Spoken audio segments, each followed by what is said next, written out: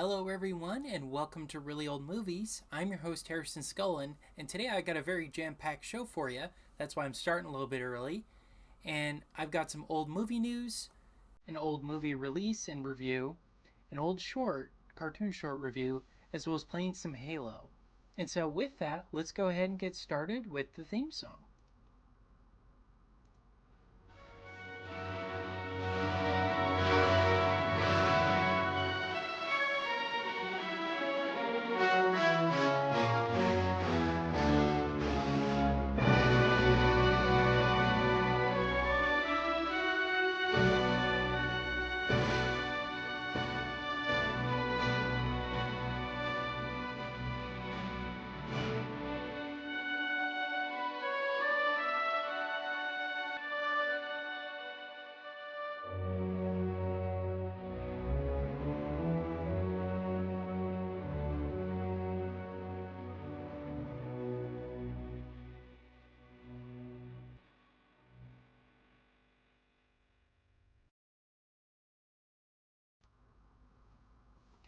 All right.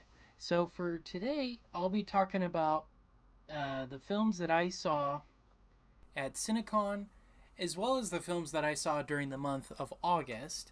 And so let's go ahead and get started with the August films. And it's actually in order from bottom to the top. This is from my Letterboxd. And some of these are first time watches, some of them are films I've seen before, rewatch, if you will. So let's go ahead and get started then. The first one, which was a rewatch, was Maverick from 1994. I gave it a 4.5 out of 5. I think it's a great movie. I had such a fun time with it. I love Mel Gibson, Jodie Foster, James Garner. I just love the zaniness, and the Indians were absolutely hilarious in it. I had a really good time with it, and I just think it's a fun movie all around. So I had a great time watching it again. Alright. Then the next film was The Haunted Castle from 1921. I gave it a 3 out of 5. This was a first time watch. I watched it for Really Old Movies. Wasn't a huge fan. It really was more of a mystery than it was a horror film. There's nothing really haunted about the castle.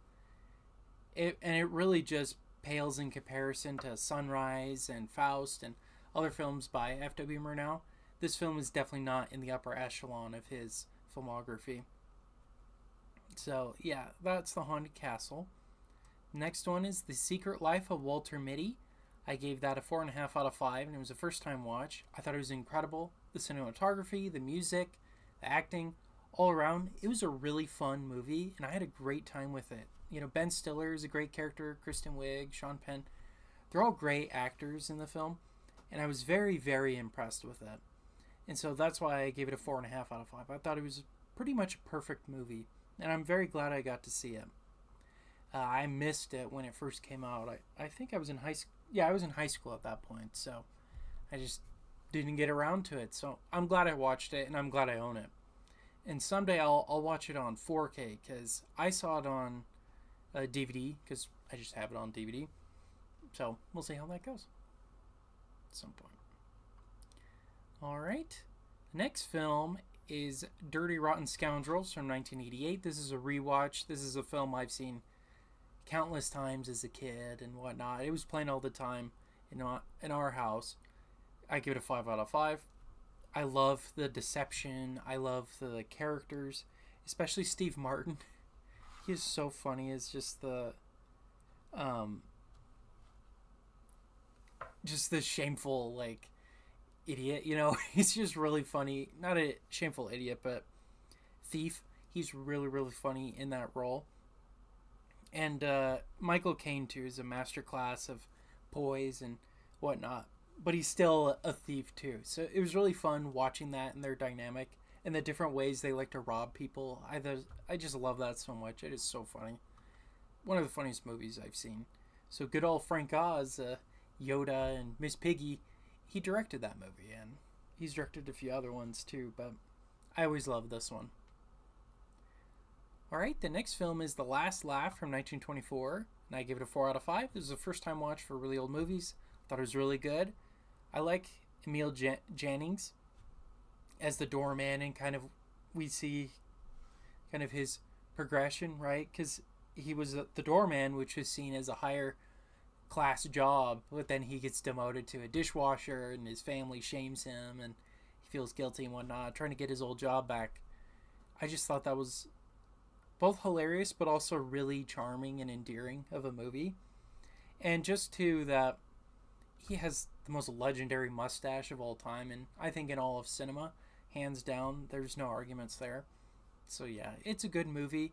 A much, much better F.W. Murnau film compared to The Haunted Castle. It was way better than that. Alright, the next film was Murder from 1930 from Alfred Hitchcock. Give it a 4 out of 5. I thought it was a good, but I think only Alfred Hitchcock fans would appreciate it. I don't think it's one you should show to people if they've never seen Alfred Hitchcock. It's not one I would start with, because it is, although it's one of his earlier films, I think fans would appreciate it a whole lot more than your average moviegoer. You know, I thought the cinematography, though, still looked really good. And I also love how we don't really know how the case will be solved really till the end of the movie. I liked that. It actually was genuine mystery and not something you can easily figure out right away, like in other thrillers and murder mysteries and whatnot. So I really liked that. That's why I gave it 4 out of 5.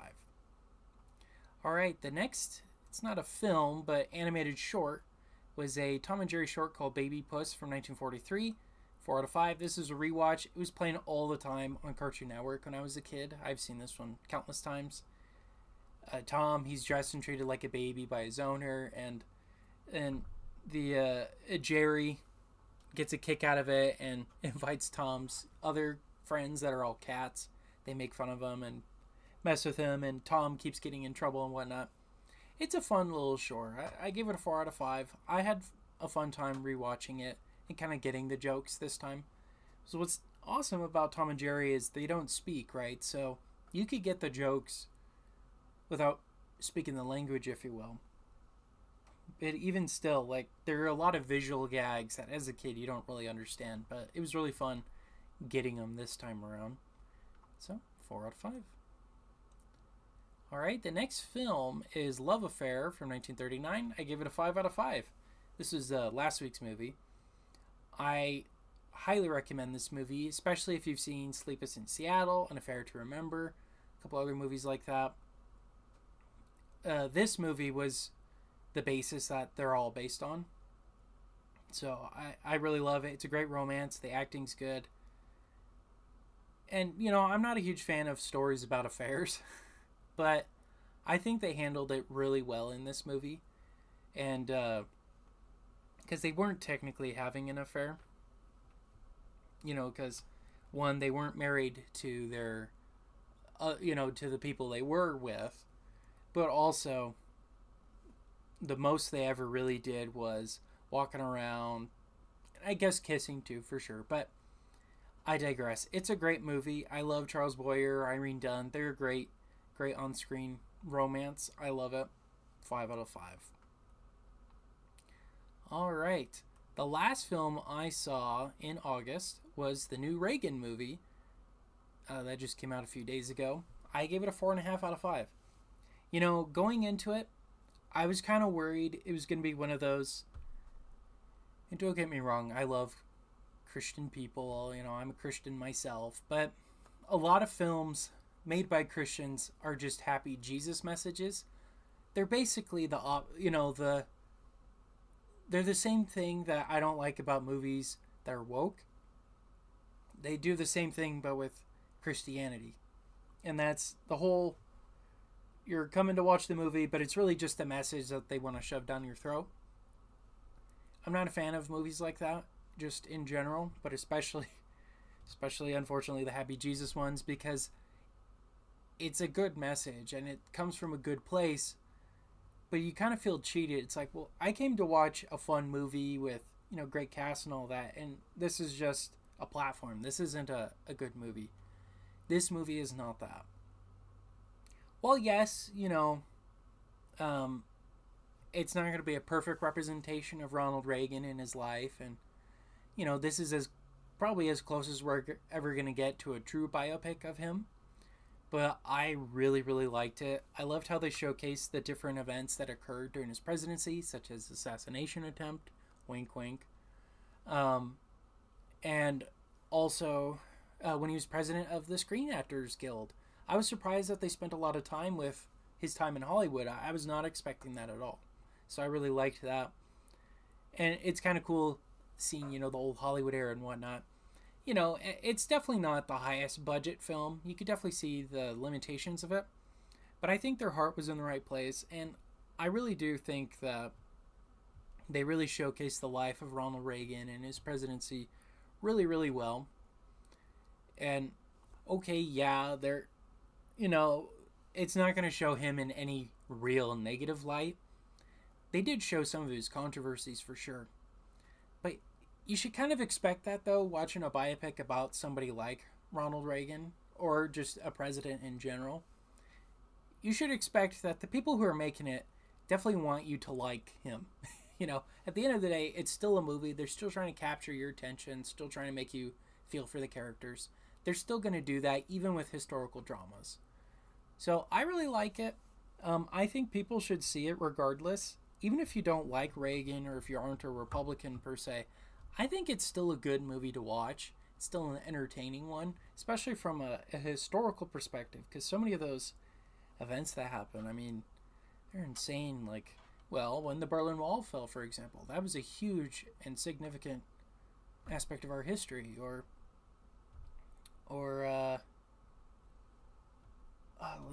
other, like the Iran Contra deal, that was crazy. Or when the prisoners were held captive, and that's what led to Reagan winning. When Carter was president. And I digress. I really liked it. If you couldn't tell, I gave it a 4.5 out of 5, and I had a really, really good time watching it.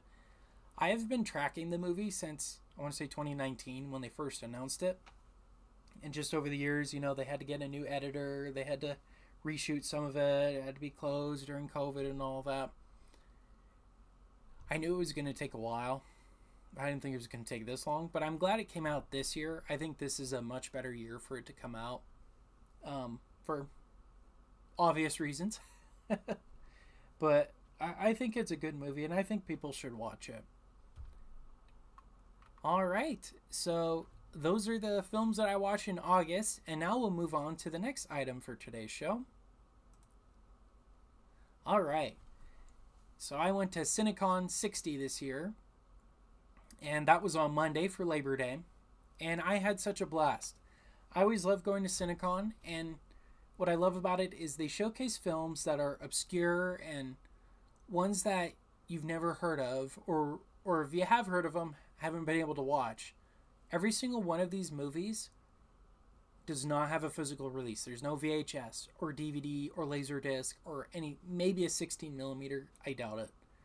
These movies, though, are very rare and hard to find. I really like this event because I get to watch these movies with other fellow film fans, like Heath there from Serial at Midnight. He's a really cool guy. We actually got to watch some of the movies together. Like I said, really cool guy. But it's really fun just being able to share that love and appreciation of old movies with other people who also do. And it was a great little venue. It was at the Writers Guild of America Theater. It's not the largest theater, but I think it was still a really cool place. Really nice and really just a really great little venue for this event. I just have so much fun going to it. And so, with that, let's talk about the films that I did watch at Cinecon.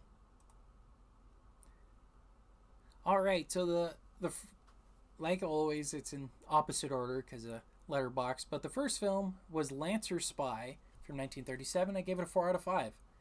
I thought it was an excellent espionage World War I film. You don't see a whole lot of those, and I thought it was really cool. If they ever do release it, I definitely would buy it. Because I love the cast.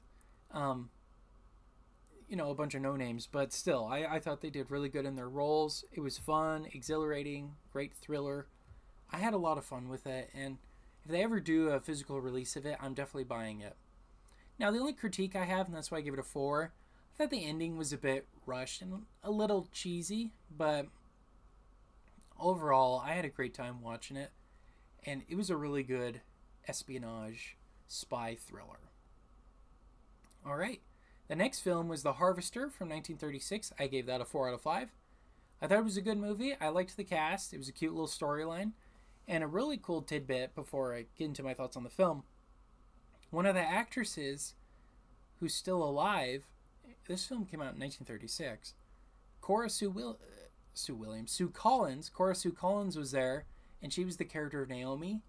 And she said she had never seen this movie. She's 97 years old, and it was interesting seeing her on the screen as a 6-year-old. And I don't know why. It was just so mind-blowing that, wow, like, a movie this long ago still has people who worked on it that are alive. So that was a really cool, really, I would say, a really special experience getting to watch that with her. Because, like I said, she hadn't seen it at all. It's not like today where, oh, I'll just find it on DVD or Blu-ray. No, like, this movie really hasn't been shown since it was in theaters. Now, there's other festivals like Cinecon that show it, but still, like, it's never had a physical release. Now, this is a love triangle type story. There's a main guy, his name is David, and he's kind of in love with 2 girls. He can't really decide which one he wants to marry.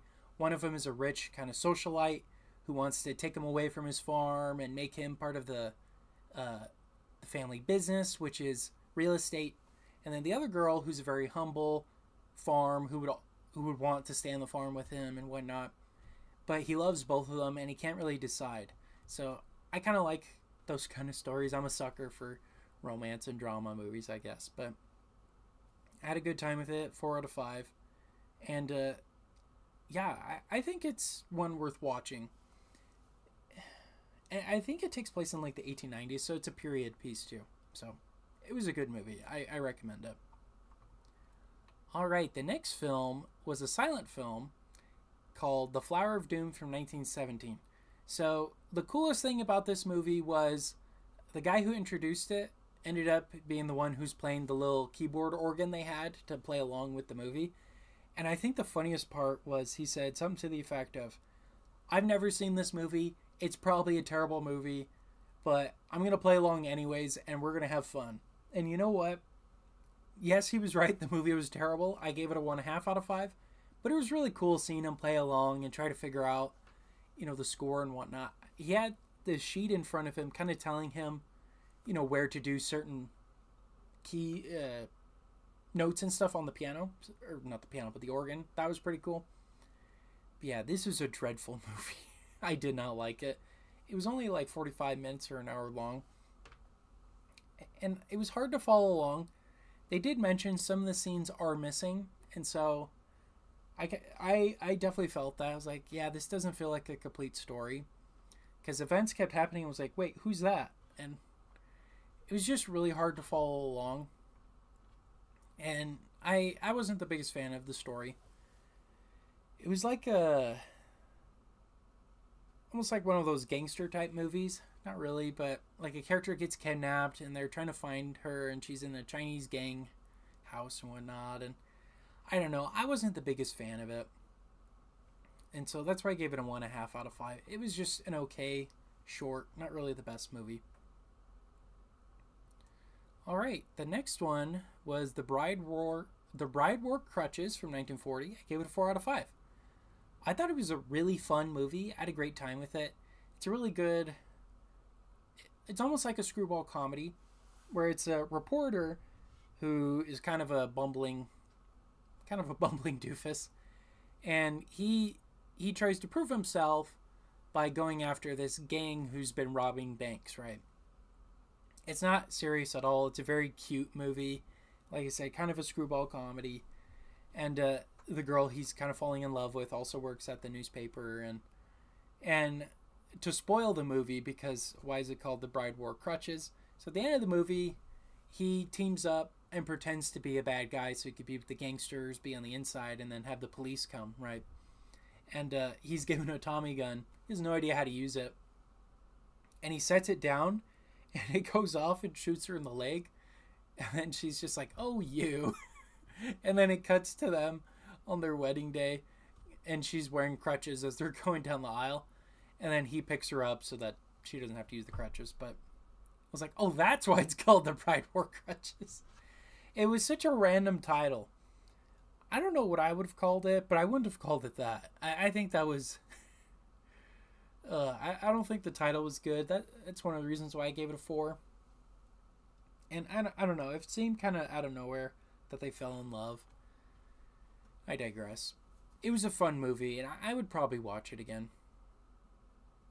Alright, the next film was Nobody's Fool from 1946. I gave it a 5 out of 5. I loved this movie. I love the character of Will.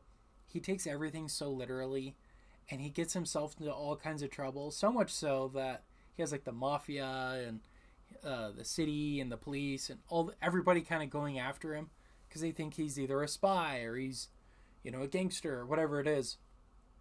But in reality, he's just kind of a half-wit,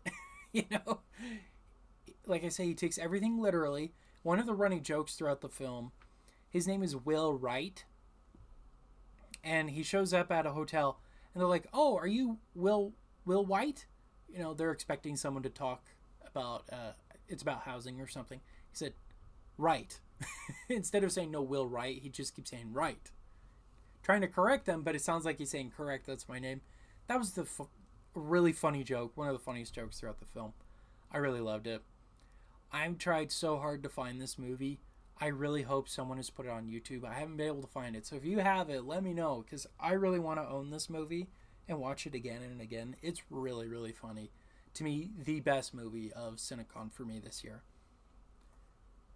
Alright, the last film I watched was Hotel for Women from 1939. I give it a 4 out of 5. I thought it was a good movie. I loved the fun premise where it's these girls who live in a hotel, right? The guys can't go upstairs with them. And they kind of get one of the girls interested in modeling, and then she becomes the best model, and then there's kind of fighting and back and forth with that. It's a really funny movie and a fun movie. But I definitely think I'm not the target audience for it. It's definitely more of a chick flick, if there was such a thing back then. I think women would like it a lot more. But I had a lot of fun with it regardless. It was a 4 out of 5 for me. The romance, it was a bit forced for me. But it was one of those where you're like, oh, I want them to get together, right? But I digress. It was good. I don't know if I would watch it again, though. Alright, well, those are the films that I saw at Cinecon this year, and I had a great time with it, and I look forward to next year. Alright, so now we'll move on to the next segment of the show. So, Criterion Channel is celebrating in September women writers from the 1930s. And no, I'm not one of those, oh, yay, diversity and whatnot. I'm not one of those kind of people. Oh, let's celebrate the diversity. No. What I was intrigued by was that even back then there were women making movies, but that wasn't the attention. The attention was writing good stories. And just by looking at some of these, like I've heard of Redheaded Woman and what was the Clark Gable one I was looking at earlier? Hold Your Man. These are films that I've heard of that I've actually wanted to check out, regardless that they're written by women, right? But I still think it's really cool that they're showcasing these movies, and if you have the Criterion Channel, I recommend checking these out for the month of September. All right. So now let's look at Kino Lorber. So this is a film that I'm interested in that they're doing for this month. It's actually coming... Oh, yeah, later on the 24th is The Lady Killers. This is by Alexander McKendrick. He did The Man Who Wore a Red or White Suit that I reviewed earlier last year.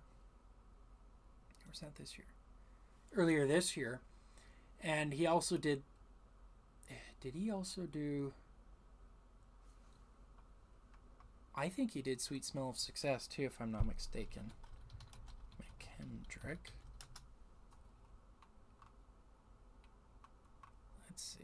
Yep, he also did Sweet Smell of Success. That's one of my favorite movies of all time. So I'm really excited to check this one out because I really like Alec Guinness and Peter Sellers. They're two great actors for me. So I'm I'm definitely gonna pick this one up at some point because, like I said, I like those actors and I hear it's a really good movie. It's one of the Alec Guinness movies you hear about he did in the 50s for, um, oh, what company was it? Oh, shoot. I can't remember the name of the British company, but he made like 10 movies with them. This is one of those that people talk about and recommend. So, yeah, I recommend checking this one out as well. All right, the next old movie news. So, if you've heard of the Extras podcast by Tim Millard, I recommend checking it out. He always has on different people from different studios, mainly Warner Brothers, though, talking about the newest releases, and in particular, the Warner Archive releases. This is kind of I would say, a successor to um, the Warner Archive podcast. I loved that podcast, so I'm glad to see that it's kind of still living on, even if it's through a different show. And George just comes on about once a month, but I recommend checking it out. Tim asks really good questions, and they give some really interesting behind the scenes details about the releases and whatnot. So I recommend checking it out. Go to the extras.tv/podcasts. He's also on Spotify, Apple Podcasts, pretty much anywhere you can listen to it. I recommend checking it out, though. He's a really cool guy.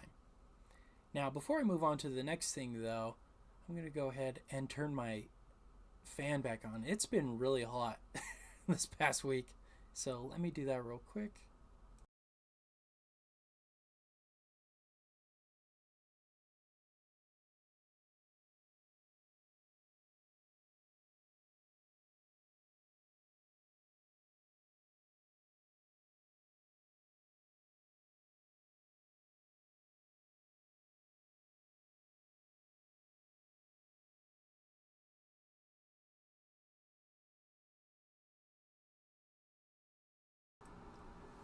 All right. And let's see how we're sounding on YouTube here.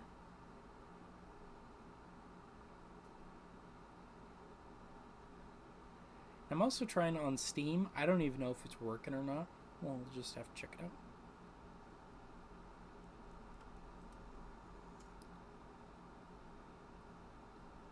So let me do that real quick. Perfect. All right.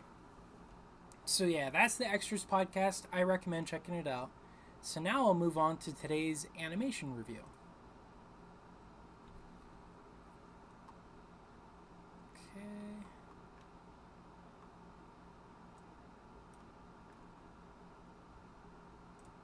There we go. The $1 Million Calf from 1944 is a tune where Tom is given a $1 million inheritance from his owner's aunt. He starts to live in a fancy mansion and lives the let me say that again. He starts to live in a fancy mansion and lives the high life. There's just one stipulation. He can't do anything to Jerry per the late aunt's wishes, otherwise the $1 million goes away. Jerry learns this and continually messes with Tom, pointing at the telegram with the inheritance statement, making Tom madder and madder. Eventually, Tom has had enough and decides to beat up Jerry, foregoing his $1 million. Alright, so for me, this tune was fun, but it's a bit mediocre compared to other ones. I gave it a 3 out of 5. It was just okay, not great. And you can find this tune on HBO Max in the Tom and Jerry collection. Alright, so that's today's animation review. You can look for that on TikTok, YouTube Shorts, and Instagram Reels a little bit later this week. Alright, so now we'll move to today's movie review.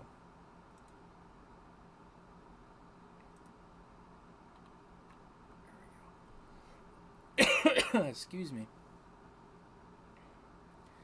Alright, so today's movie review is Journey to Italy.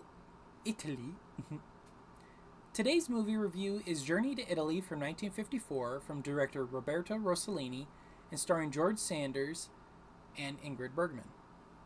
So here's some essential movie details about the film.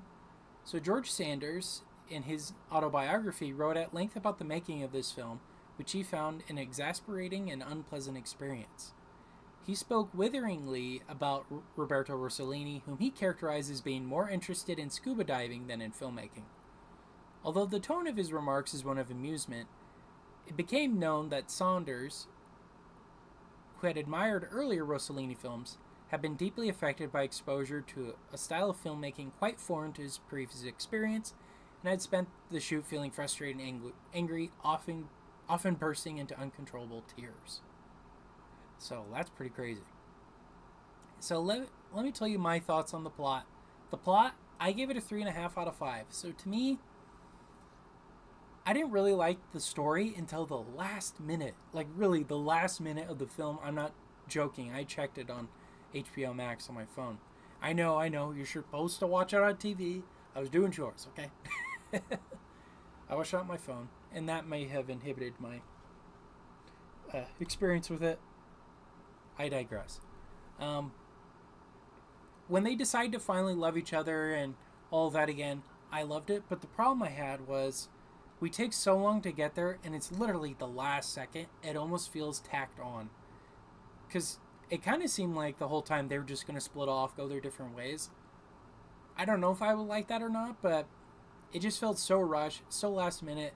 I didn't think it was enough to deliver compared to how the whole film, they're basically bickering and fighting the whole time, and with no relief. So I was pretty disappointed with that. And the plot itself, I mean, it's not really, there's no hero or villain or anything like that per se. It's more of just events happen. It's very episodic. I'd compare it to films like Summertime or 8.5 by Fellini. You know, movies like that. They don't really have a plot. They're more of just an experience. I'm not the biggest fan of those, and it's a very European 1950s style. I'm not the biggest fan. So, sue me. But that's why I gave it a 3.5 out of 5. It just, to me, the payoff wasn't there compared to the rest of the film. Alright, now let's talk about the acting. The acting, you know what? I gave it a 3 out of 5. I love Ingrid Bergman, and I think George Sanders, they both did really good in their respective roles. Her as kind of the broken, depressed, sad wife, and him as the bitter and cold British man. I think they did perfect in their roles. But to me, the other cast members really brought it down. Now, I know this version I saw on HBO Max was the English version. So, a lot of the characters were speaking in Italian originally, and you could kind of see they dubbed over, which is fine. The problem was, the people they picked, you could tell they were just reading the dialogue. There was no inflection. There was no emotion behind what they were saying. It was like, and then I was really sad. I'm so sad, George, or whatever his character's name is. I don't think they did well with that. And it really kind of soured it to me and took me out of the film itself. If I saw the Italian version with just subtitles, that probably would have been a different experience. But the version I saw was on HBO Max. So I'll just stick to that for now. I gave it a 3 out of 5. Alright, the directing. So directing, I gave it a 3.5 out of 5. I thought Rossellini, he did fine with the camera work and the staging. Looks incredible. Did really good there. But I kind of agree with George Sanders. It kind of seemed he was more interested in the scenery and the beautiful backgrounds versus telling a story. I'm a person who likes structure and storytelling and whatnot. So I probably would have been like George. I would have been very frustrated. It's definitely not as ambiguous as like a Fellini film, for example, or Kurosawa was a little bit like that too, but it's not quite on that level. There's still a bit of a plot. The plot is a husband and wife are fighting, and they decide to go on a trip, and it kind of perpetuates the fighting. Like that's pretty much it. But I really do love a 3-act structure, a hero, a villain, you know, a romance, that sort of thing. This film does not do that at all. And that's not a fault per se. It's just, you know, I'm giving my thoughts on it. I'm not the biggest fan of those kind of films. And so that's why I gave it a 3.5 out of 5. All right, now let's move on to cinematography and special effects. Now, this I loved. I gave it a 5 out of 5. This was the highlight of the movie for me. You could still kind of see the scars of World War II around Italy. Some of the buildings weren't built yet, and just a lot of poverty and sadness and whatnot. It was incredible. The museums were incredible too, and the best shot of the movie for me, though, is when they're walking together kind of near the end of the movie amongst the, it's not the Parthenon, but a Parthenon type building. That's an outdoor temple that the Romans built. That looked incredible. And any scenery like that when they're in nature or around ruins or, like I said, the museum, artifacts and whatnot, that to me was the most beautiful part of the film. So when they were doing stuff like that. So it almost feels like Rossellini just got all these people together on vacation and then, oh yeah, let's shoot a movie while we're on vacation. It's kind of how it feels. And so with that, that's why I gave it a 5 out of 5 though. It looks amazing. You can't fault that at all. Alright, let's move on to the music. So the music, I gave it a 3 out of 5. I'm not a fan of this style of music with the continual singing and repetitive in the background. It happens in a lot of these movies for some reason. Like this movie, Brief Encounter, Summertime. I'm just not a fan of it. Maybe if I spoke Italian, I would appreciate it more. I don't.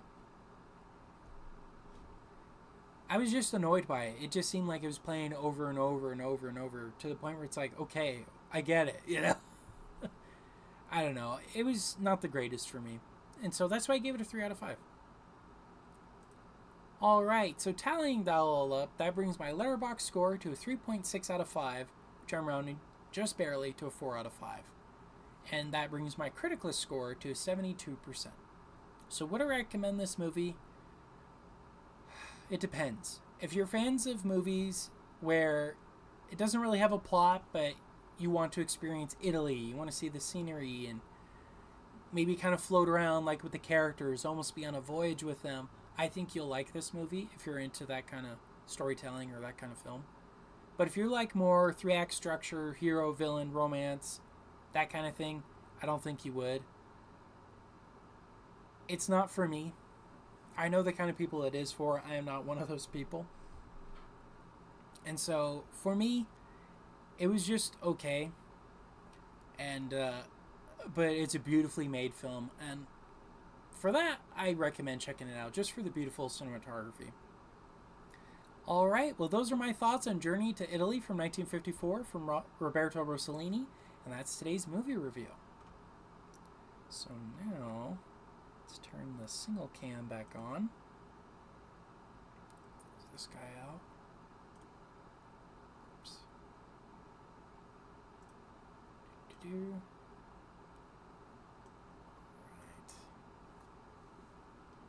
I'm going to see if I could check out on Steam if it's actually working or not. Open that up real quick. I've just been having so many issues with Kick and other sites that I wanted to try something else. I don't even know if it's working.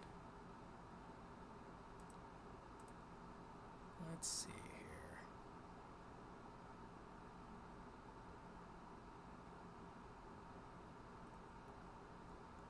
Videos. Yeah, I don't even know if it's working. Alright, let's check Restream then. I mean, I kind of suspected, but you never know till you try it, right?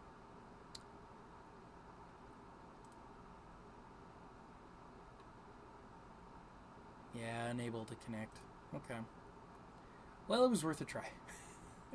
I'll have to try something else then. And some people have recommended Rumble. I put my videos on Rumble. The issue with it is I use Restream, and Restream doesn't recognize Rumble yet. As some other sites do. I might try Streamlabs for that alone.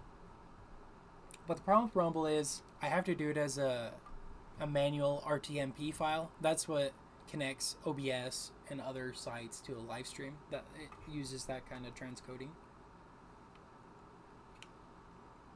Excuse me. And so, because I have to manually input it, Restream, you have to pay for manual inputs. You can only do the ones they have and recommend. Steam was one of those. And I guess I'll have to see if I can figure out how to get that to work. Alright. Well, I'm actually surprised I got through all of that as fast as I did. I was worried it was going to take a lot longer. But the last time I played Halo, the Halo 1, I thought I did all of level 3. I did not. So today, I'm going to be finishing that out as well as doing level 4. So I'm going to be playing Halo for a while tonight, which is totally fine. I love this game so much. I don't mind, but just preparing you all right now.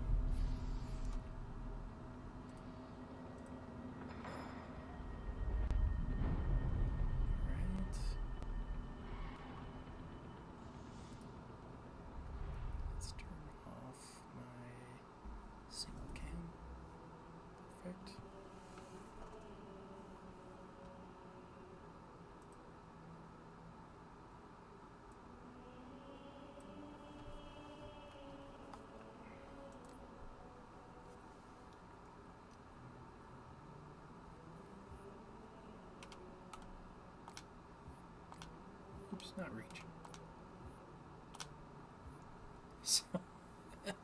So I apologize to everybody that I didn't finish it last time. So I'm going to be doing 2 levels today.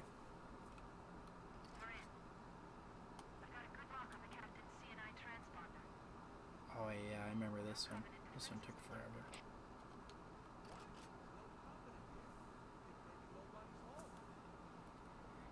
I remember this being very hard with me and my cousin.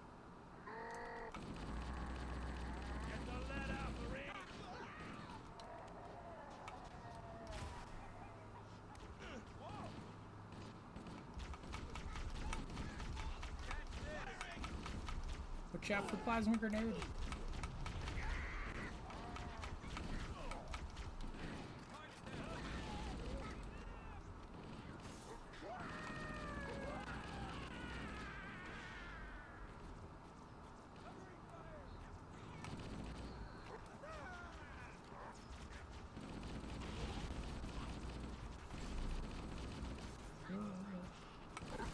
No!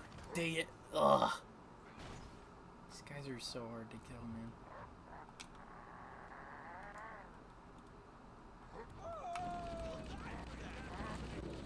Contact! Lots of contact! No cover. You had to open your mouth. Cover fire! Watch out for the plasma grenade.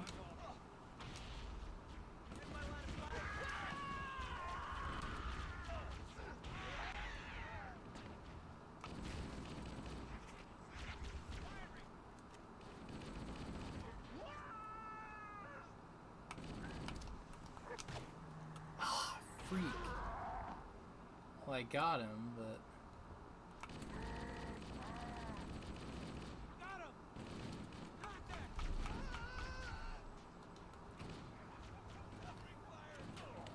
Ease up, battery!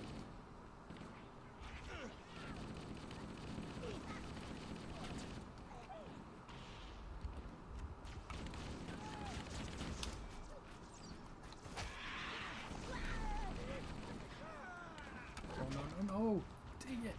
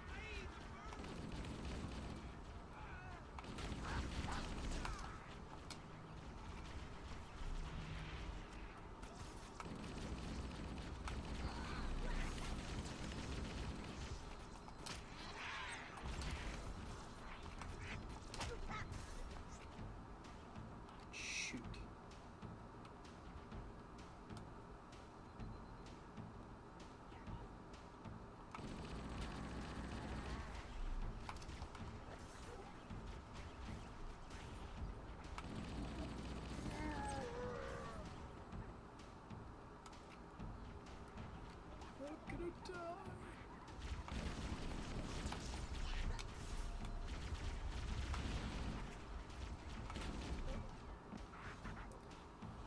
man.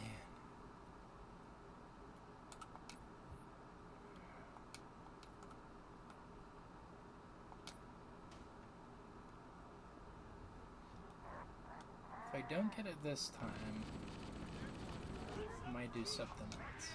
No, I'm gonna do it. I'm gonna do it. Contact! Lots of contact! No cover.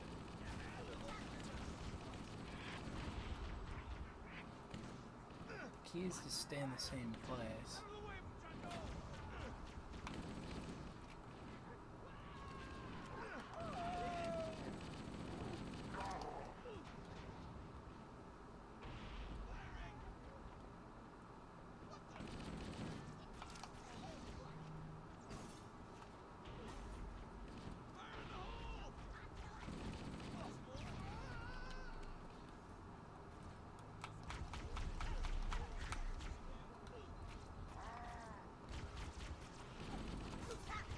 I think we just kept going, honestly.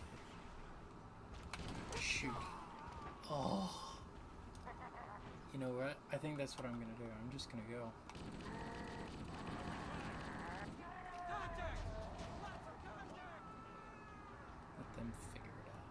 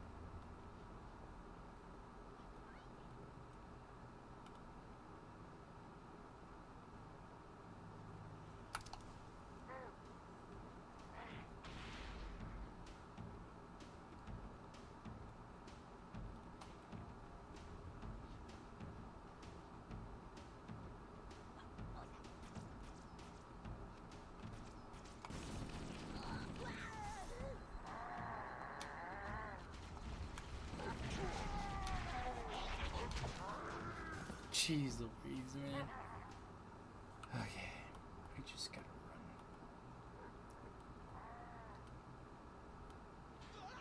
You'll die for that! So it's not good. Ugh. So hard. Okay, so then is it this door?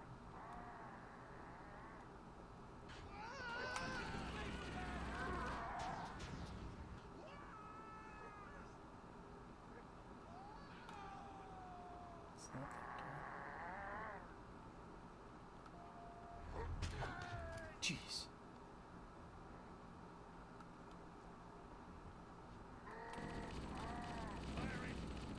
Contact! Lots of contact! No cover.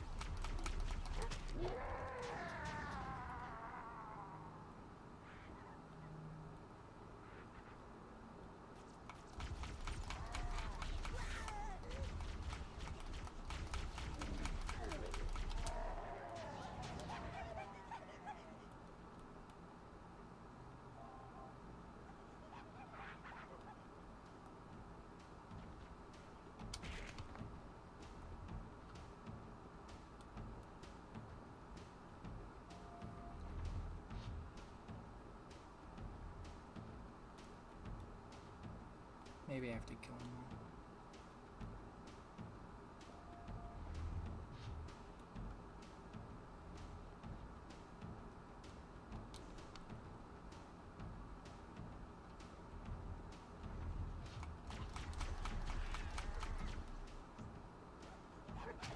Jeez. Oh, dang it. Oh.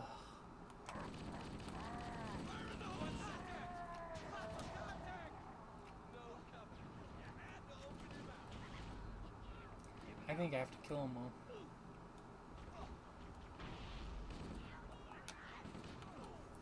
If we take that invisibility thing, that'll make it a lot easier.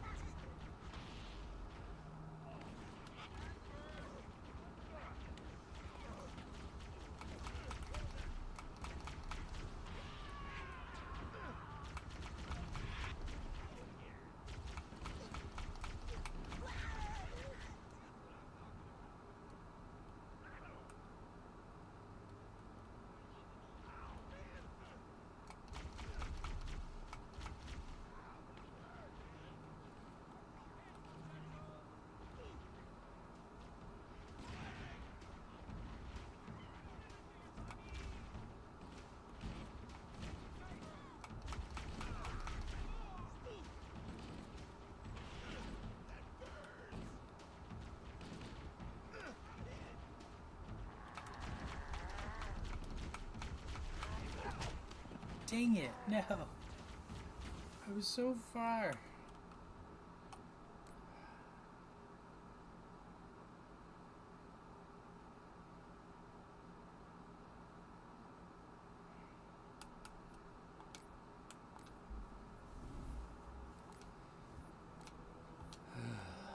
Okay.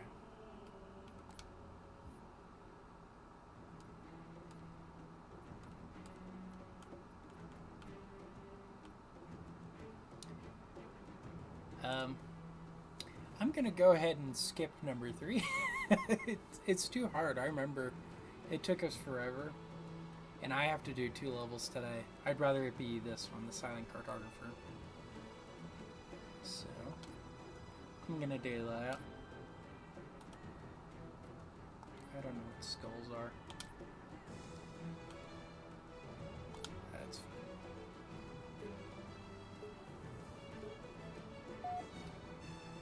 Look, they capture keys, he's already dead, so then they have to go somewhere else. That's how that level goes.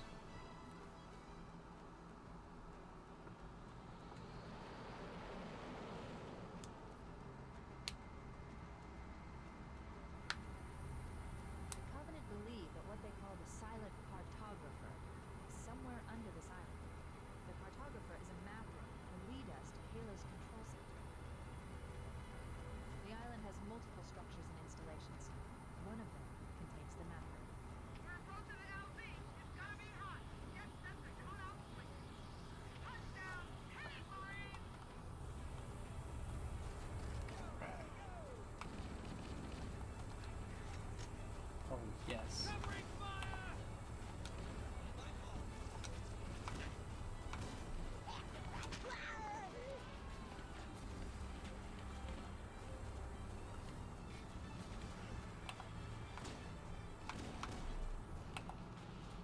I remember this one, you're kind of like driving around a lot. We're in the same spots over and over again.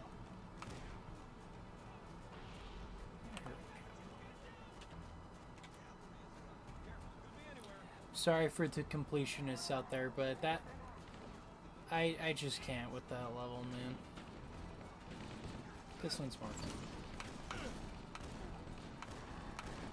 How's it feel? Oh, man. Hey, mate, that was mine. You stole my kill. Damn it. You are all gonna die.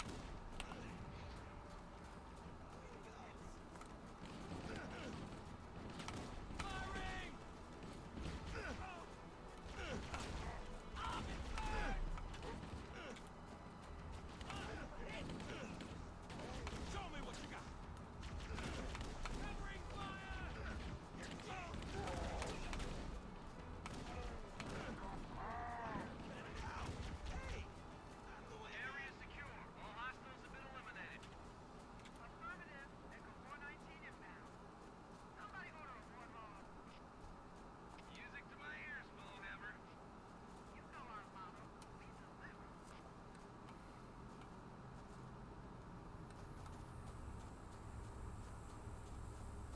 Heck yeah.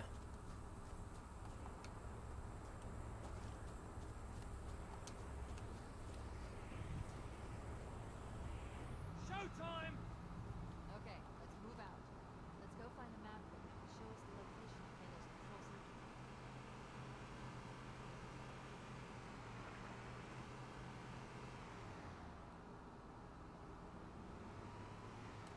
Shoot, shoot.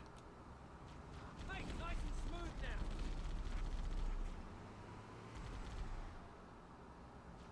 Shoot. God, it burns! Whoa! You want some more?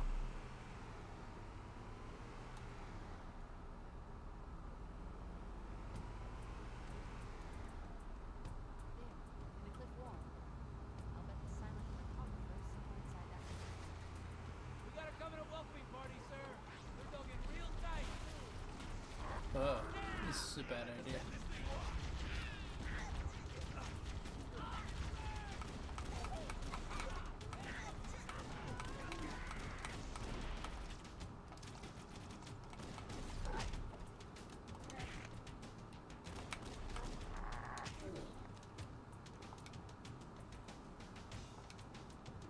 Dang it, my guys are dead.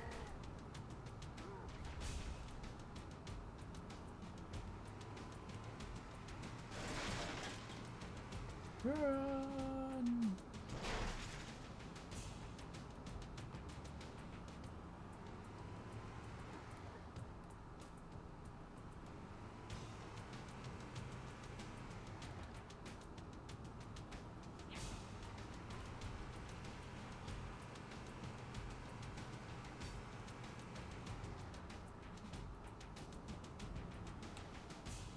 Actually, wait, I think I go back down this way.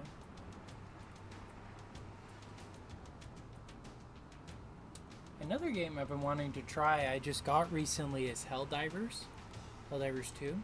So, I'm excited to check it out. Covenant are putting up a real fight.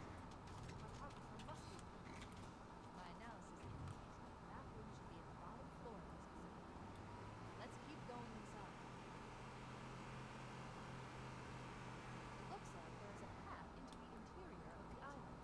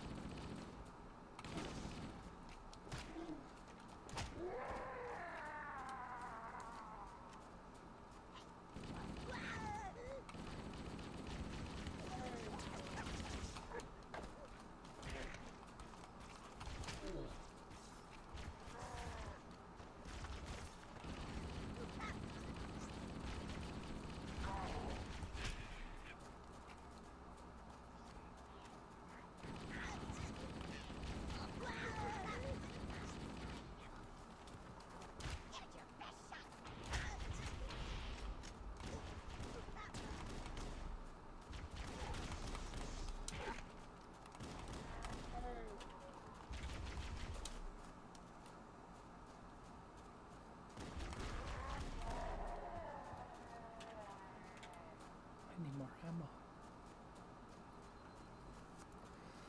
Yeesh.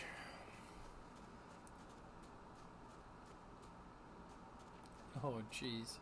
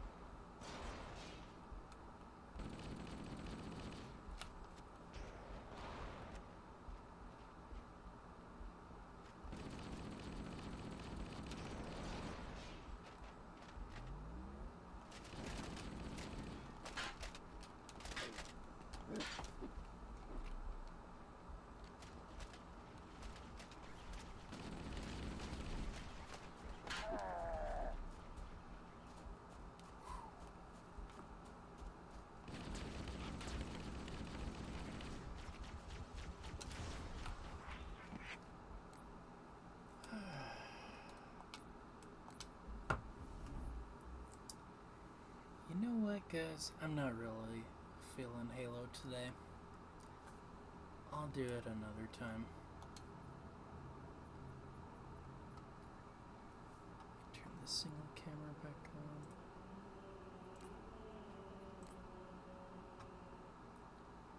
on. I'll probably have to do a do-over of the specific one.